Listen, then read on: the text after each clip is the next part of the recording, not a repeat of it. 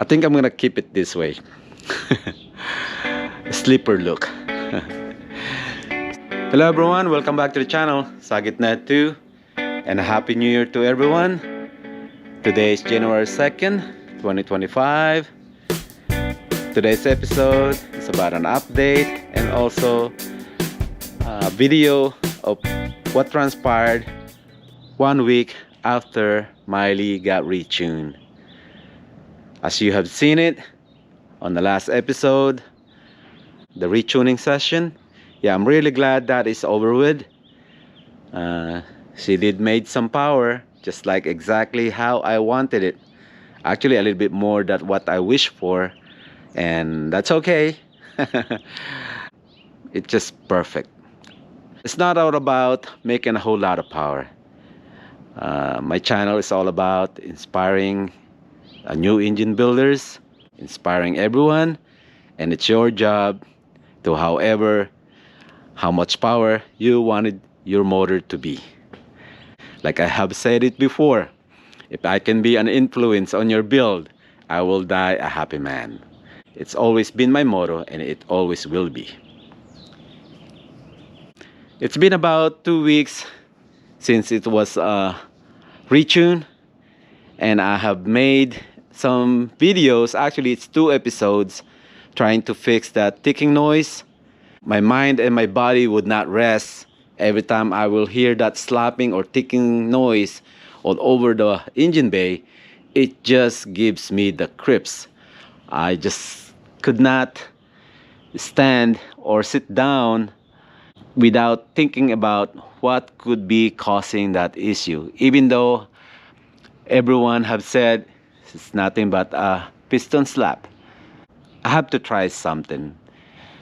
So rather than upload that videos, I kind of let me just do a little bit of massaging on it and give you the introduction. It's because of I thought I had it, man. Yeah, on that second episode, right after I got done with it, I thought I got it fixed. And I could not show it to you guys because the problem is still there. So now I'm just gonna leave the motor alone. It is a piston slap.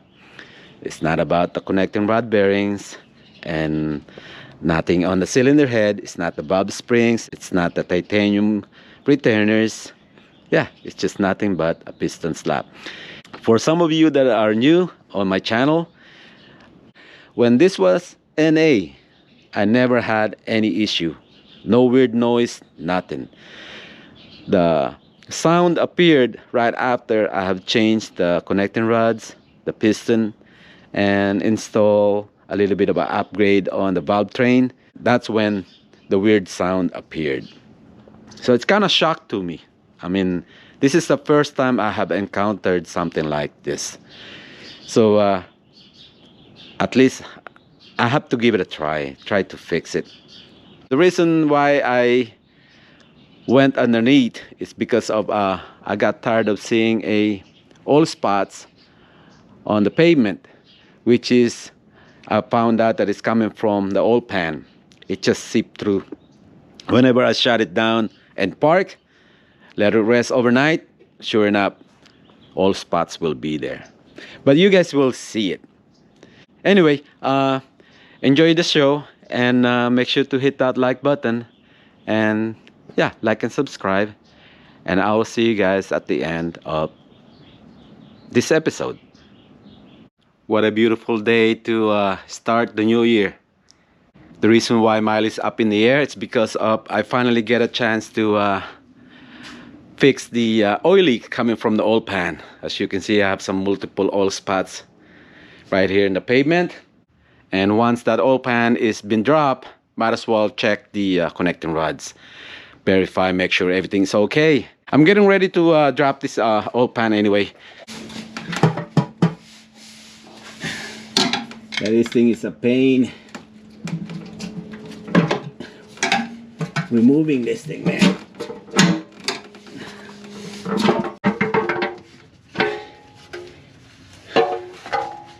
Alright, I didn't put enough sealant, and it was leaking through the flange somewhere around here. Anyway, man, let me, oh, here I can check this one preliminary. Oh, I have to turn the crank.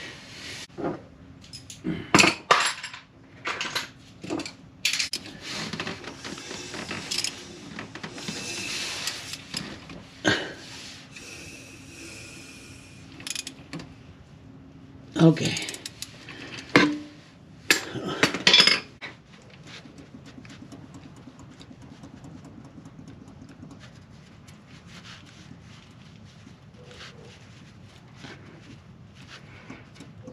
Yeah, hear that thing. You know what? Let me just take this off. Let's turn number 1, which is, this is where I thought it was coming from, on the number 1. We'll give it a shake. Oh man.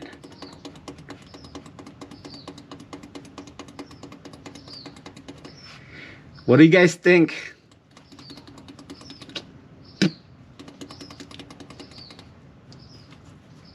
I don't feel any radial play. I was pulling and pushing up and down. But it's just the end play. Axial play. And I got 11,000. Before I put this thing together, I checked the end play and I was getting 10,000, 11,000. Yeah, it's well within. Serviceable limit is 16,000 on this, so I'm well within limits. You know, I just remembered. Okay, a little story on the bearings. For some of you that watch and seen the episode where I put this motor together, I reused this bearing. This bearings was on the NA setup before that I have put on maybe a little bit more than 1,000 miles in it, and I figured, you know, it's still fresh, I'm gonna go ahead and reuse it. Why spend extra money? And I think that's where I goofed. Yeah, dang. Yeah, that could be it.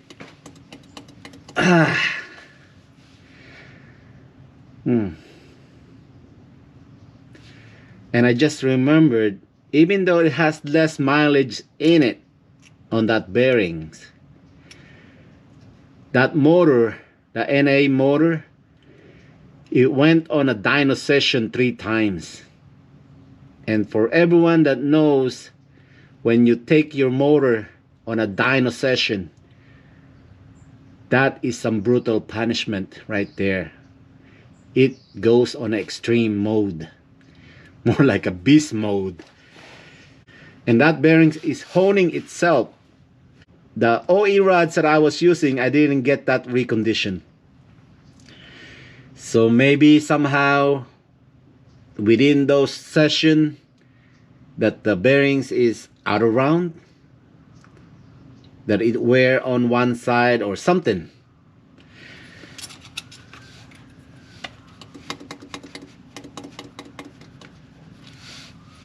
I'm kind of puzzled, but seeing and hearing this,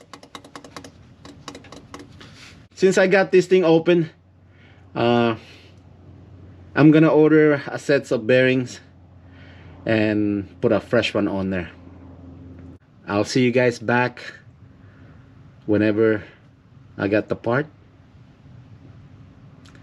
So till now, I'm gonna I really don't want to remove this and then, you know, leave the crankshaft hanging by the transmission and with the oil pump. Not unless I put something like an old bearing carrier and bolt it on there.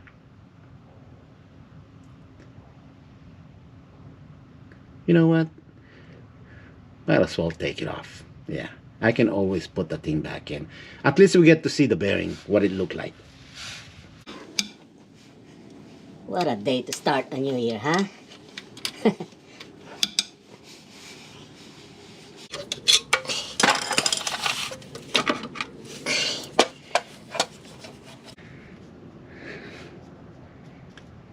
Yeah, I could twist this thing. Look at this.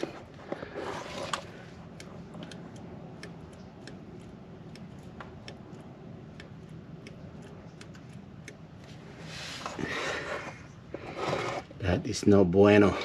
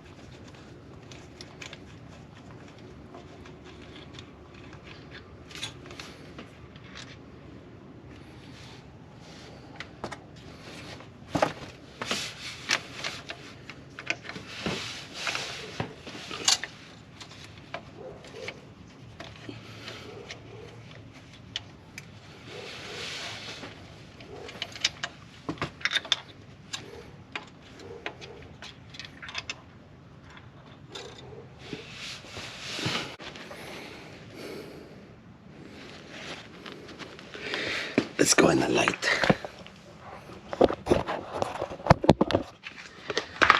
Let's go in the natural light.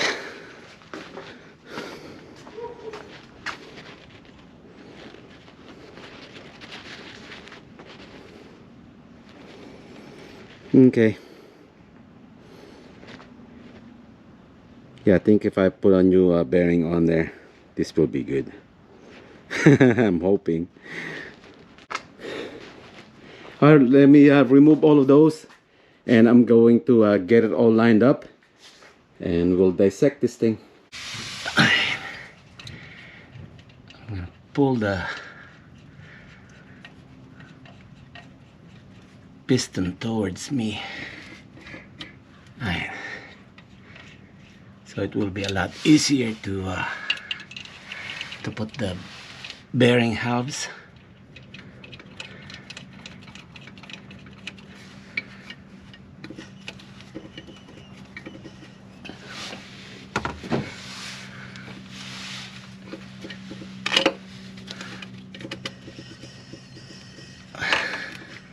It's number 4.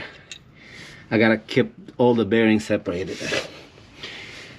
I mean, it's like it's gonna matter now, but for dissecting purposes. Here's the bearings on all of the rods. Yeah, turned out to be not bad. There's some wear. Beating on it on a dyno session, I guess. But I measured the old bearings that I have, and like 2,000 of an inch difference. So I'm not sure if that's enough to cause that that looseness. And here's on the side, you can see some markings. I guess it's normal. It's gotta be. It has to rub on the crankshaft. See that shiny part right there? You have seen it. Moral of the story is, do not reuse bearings. Regardless if you are using a OE connecting rods, whether it's been reconditioned or not, always use a new set of bearings. Yeah, don't do like what I did here. So once the part showed up,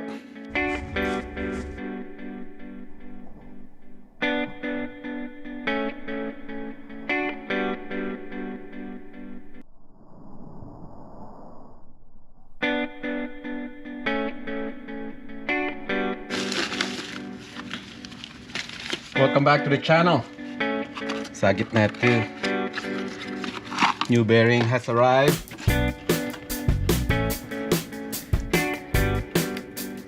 It's not really easy to admit that making a mistake like that, and something that I will never forget and pretty much like learn forever.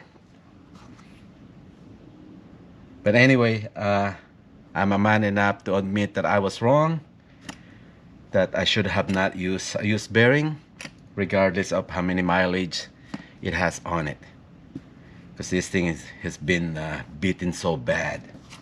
It actually went on a dyno session 4 times, and some of those are what, 8,000 RPM. I'm just measuring if there's actually any difference on this. Yeah, there is.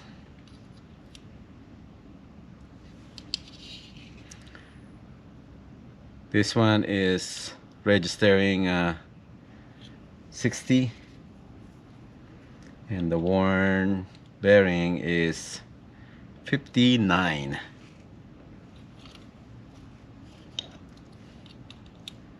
Yeah,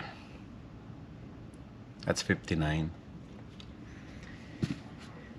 So we're talking about 2,000 of a difference.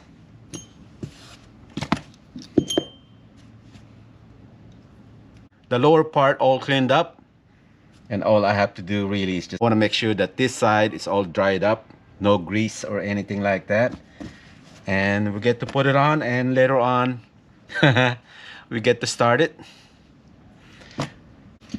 Remember those dimples that I made, markings? You still identify which is which, so it's good that I have those. I can intermix all of this, and I should have no problem putting it back where it was before.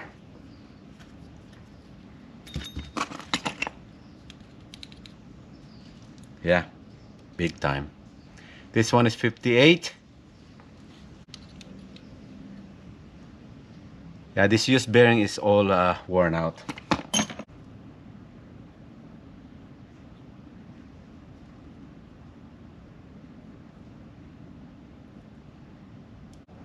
Here.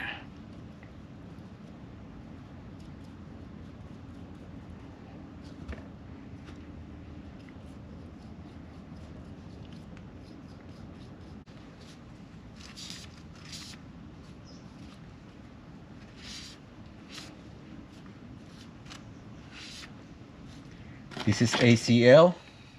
That's the part number, standard.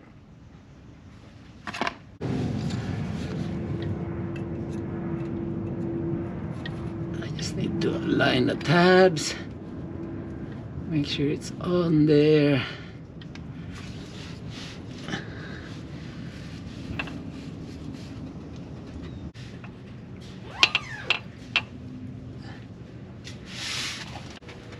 Making sure I use plenty of that lube.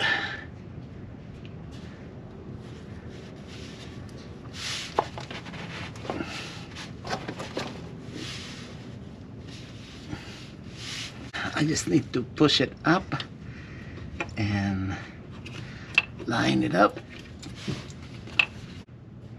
The tab, it must face the exhaust side, like that.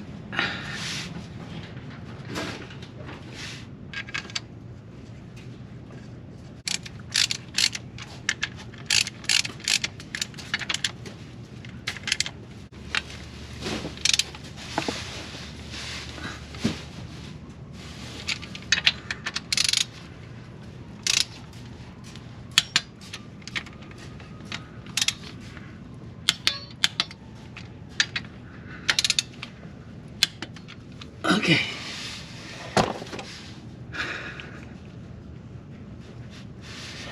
Of course, it's not gonna show any movement. It's because of the lube. It makes it tighter. But I'm going to check the end clearance on this later on. As you can see, the dot, that's facing one another right there.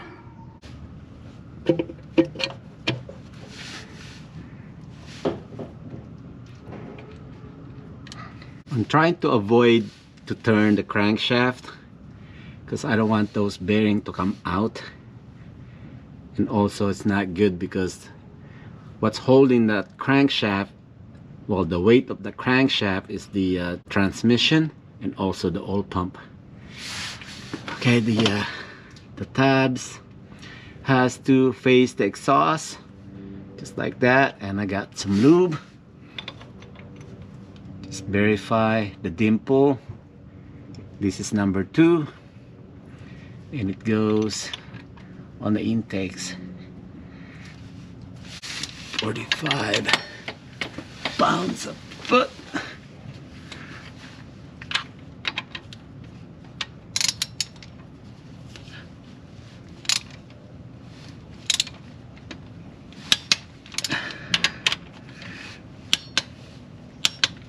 Okay, double check. All right.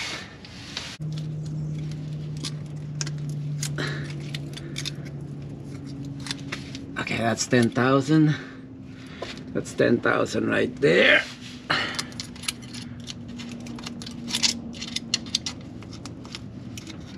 $10,000.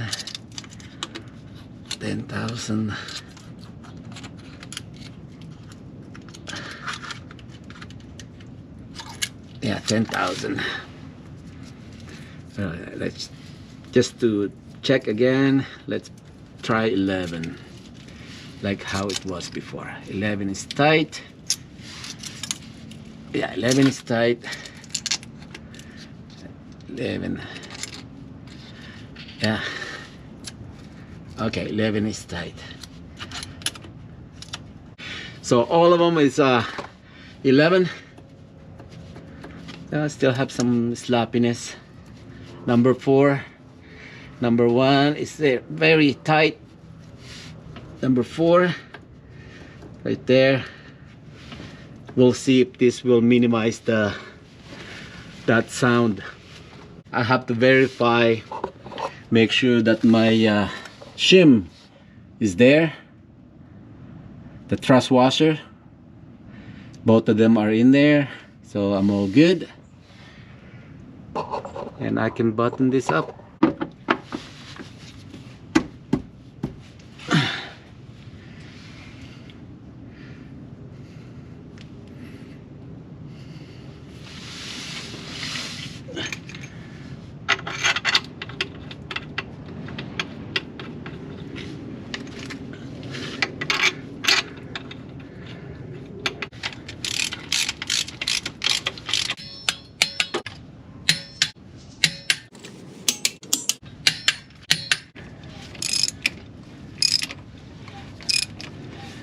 Okay, very smooth.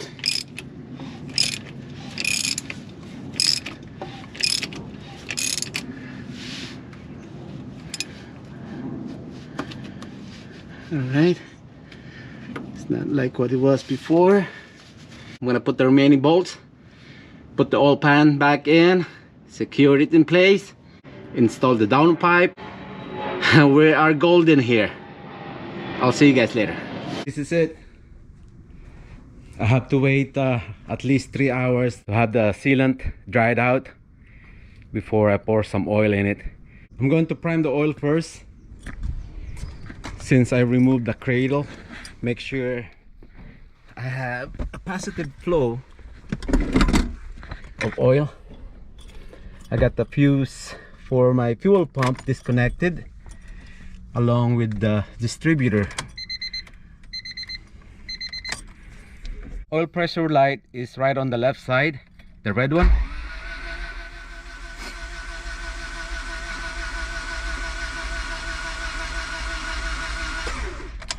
Alright, give it some time for the starter to get some rest. In the meantime, I'm going to put a charger on my battery. Remember, this one is not good for cranking. I got lucky on when I did the compression check. Alright, let me get set up. I got the charger on. I'll give it another crank.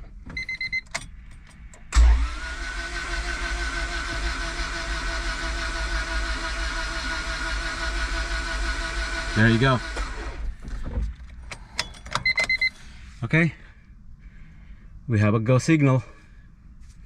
The red light goes out. I'm going to put everything back together. Let's do this.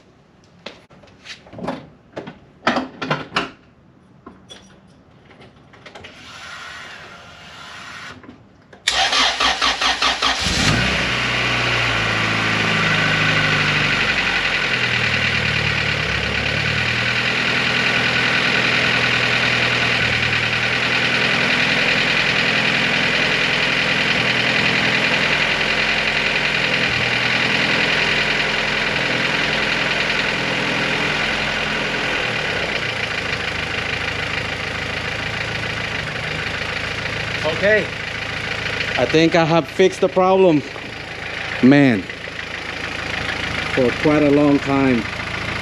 But whew, what a relief, man. Dang. All right,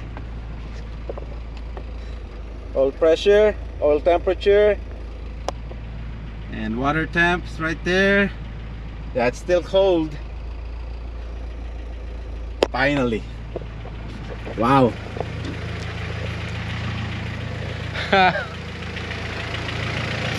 Man, I don't know what to say, man. You have seen it and heard it, right? At that point in time, I thought I got it made, man. Yeah, when I heard that motor without that ticking sound, it's like, man, yeah, I got it made. But anyway, this is the first start of the day.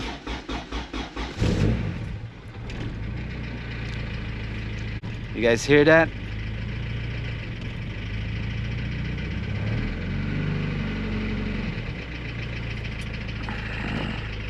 Yeah, it's still there. Sounds nasty, man.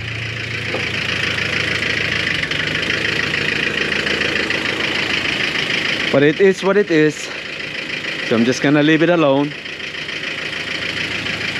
I'm really glad I have changed that bearings though, even though it didn't fix the problem. Remember now that the tuning is all finalized, and I will have a peace of mind knowing that it's got a fresh bearing on there. And the only thing I can really do is just observe the oil consumption, make sure it's within specs, and also no blue smoke coming out of the tailpipe. And whenever I'm doing an oil change, I'll make sure, verify that there's no metal flakes coming from that oil. This is where I end this episode, and thank you all for watching, and I'll see you guys back. All right, make sure to like and subscribe. Again,